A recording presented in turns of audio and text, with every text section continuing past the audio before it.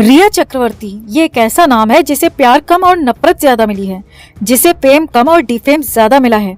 ये एक बॉलीवुड की ऐसी एक्ट्रेस है जो अपनी एक्टिंग या फिल्मों के लिए नहीं बल्कि अपनी करतूतों के लिए सबसे ज्यादा बदनाम रही है।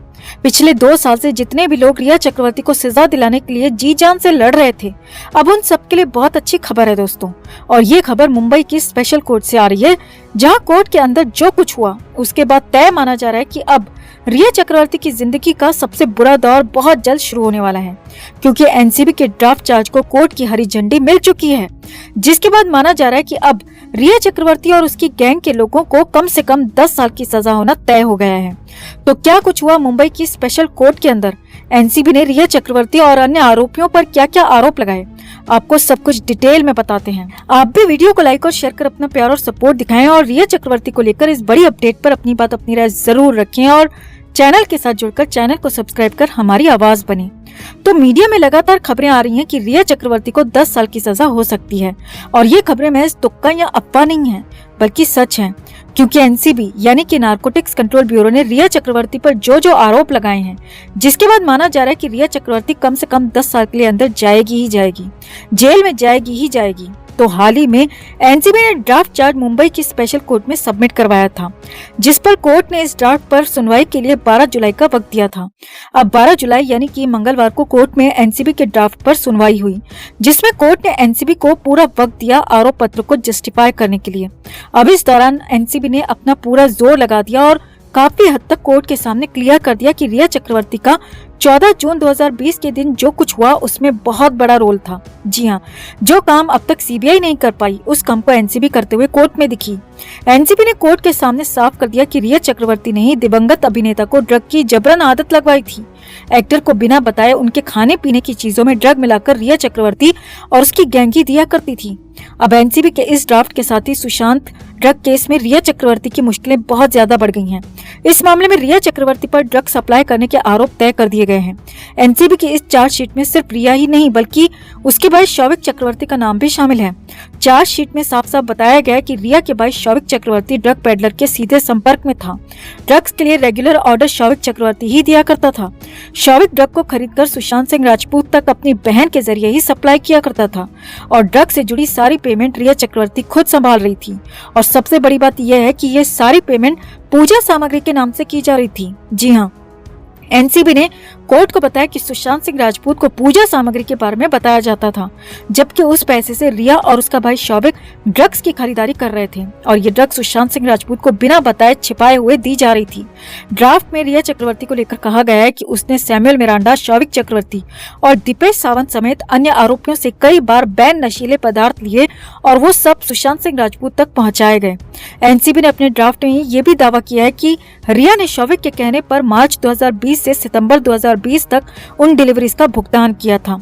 ड्राफ्ट के मुताबिक शौविक चक्रवर्ती लगातार पेडलर्स के संपर्क में था और उसे अपने सह आरोपियों से कई बार डिलीवरी मिली थी, और ये सभी डिलीवरी सुशांत सिंह राजपूत के पास पहुंचाई गई थी, जबकि हर बार सुशांत सिंह राजपूत को उन डिलीवरीज के बारे में सिर्फ पूजा सामग्री कहकर ही बताया गया था। चार्जशीट में मार्च 2020 से दिसंबर 2020 के बीच आपराधिक साजिश में शामिल हुए सभी आरोपियों को एक दूसरे के साथ या ग्रुप में हाई सोसाइटीज और बॉलीवुड के लिए ड्रग खरीदने, बेचने और डिस्ट्रीब्यूट करने के दोषी भी ठहराए गए हैं, और इसमें रिया और शौविक का नाम भी शामिल है। इस ड्राफ्ट में यह भी कहा गया है कि आरोपियों ने मुंबई महानगर में ड्रग ट्रैफिकिंग के लिए पैसा दिया है और बैन नशीले पदार्थों का सेवन भी किया है, इसीलिए उन्हें एनडीपीएस एक्ट की धारा 27 और 27A के साथ ही 28 और सबसे बड़ी धारा 29 यानी कि आपराधिक साजिश के लिए उकसाने के लिए आरोप तय किए गए हैं। और ये सभी आरोप एनसीबी के नजरिए से रिया चक्रवर्ती, शौविक चक्रवर्ती और अन्य 35 आरोपियों पर भी लगाए गए हैं। एनसीबी ने अपने इस ड्राफ्ट में कोर्ट के सामने 35 आरोपियों के खिलाफ मसौदा दाखिल किया है, जिसमें रिया चक्रवर्ती और शौविक चक्रवर्ती को प्राइम सस्पेक्ट बताया गया है, यानी कि मुख्य आरोपी बताया गया है, मुख्य साजिशकर्ता बताया गया है। अब एनसीबी अपनी तरफ से जी जान से रिया और उसकी गैंग को सजा दिलवाने में जुट चुकी है। कोर्ट ने एनसीबी के सभी आरोपों को बेहद बारीकी से सुना और इस केस को लेकर स्पेशल कोर्ट ने 27 जुलाई को सुनवाई की अगली तारीख दी है। अब 27 जुलाई को कोर्ट ये तय करेगी कि रिया चक्रवर्ती और उसकी गैंग पर आगे क्या एक्शन लिया जाए। कोर्ट अब ट्रायल और बहस दोनों को लेकर फैसला देगी। अब अगर रिया चक्रवर्ती इस मामले में दोषी पाई जाती है तो कानून के विशेषज्ञों की माने तो रिया चक्रवर्ती और उसकी गैंग को 10 साल की जेल की सजा सुनाई जा सकती है। सकती है। तो आपको क्या लगता है दोस्तों, रिया चक्रवर्ती पर लगे आरोप कितने सही हैं और रिया को कम से कम कितने साल की जेल होनी चाहिए? आप भी अपनी बात, अपनी राय कमेंट में जरूर रखें और वीडियो को लाइक और शेयर कर अपना प्यार और सपोर्ट भी जरूर दिखाएं। तो पिछले 1 साल में पिठानी की तरफ से 12 से 15 जमानत की अर्जियां लगाई जा चुकी हैं, मगर हर बार सिद्धार्थ पिठानी को निराशा ही मिली। मगर अब की बार पिठानी को मुंबई की कोर्ट से जमानत मिल गई है।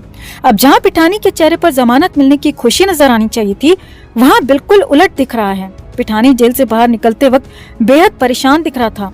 उसके चेहरे पर जेल से बाहर आने की खुशी बिल्कुल भी नहीं थी।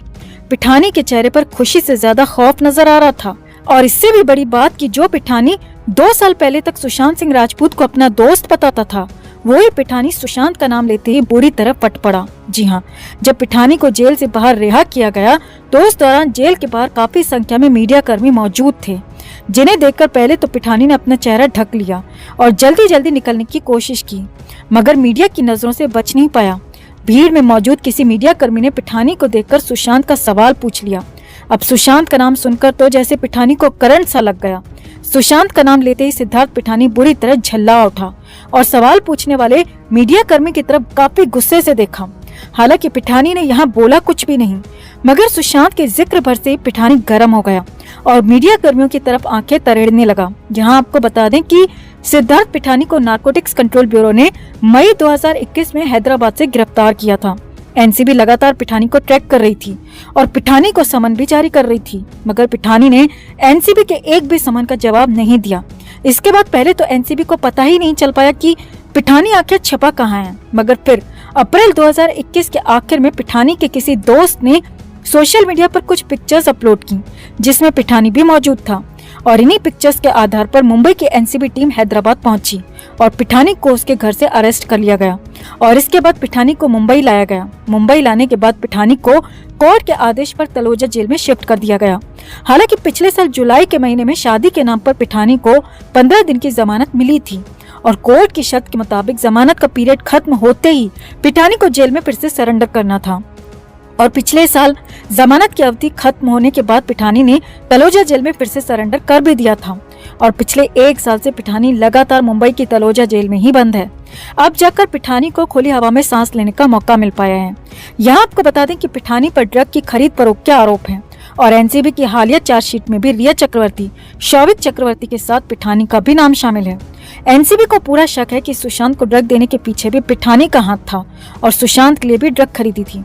अब जेल से बाहर आते वक्त पिठानी का पारा हाई सबने देखा। जेल के बाहर मौजूद मीडिया कर्मी हालांकि पिठानी का वीडियो या फोटो कैप्चर नहीं कर पाए, क्योंकि कोर्ट के बाहर मीडिया कर्मियों के कैमरे को अलाउ नहीं किया जाता। मगर आंखों देखा हाल तो यही सामने आ रहा है कि पिठानी जेल से बाहर आते वक्त बेहद गुस्से में था। पिठानी की हालत बेहद खराब दिख रही थी और सुशांत का जिक्र आते ही पिठानी का पारा हाई हो गया था। इतना ही नहीं, खबरें तो यहाँ तक आ रही हैं दोस्तों कि अपने घर पर पहुँचने के बाद भी पिठानी अजीब अजीब हरकतें कर रहा है। उसकी पत्नी के मुताबिक वो बिल्कुल बदल चुका है, रह रहकर पागलों की तरह हंसने लगता है, चिल्लाने लगता है और फिर रोने लगता है।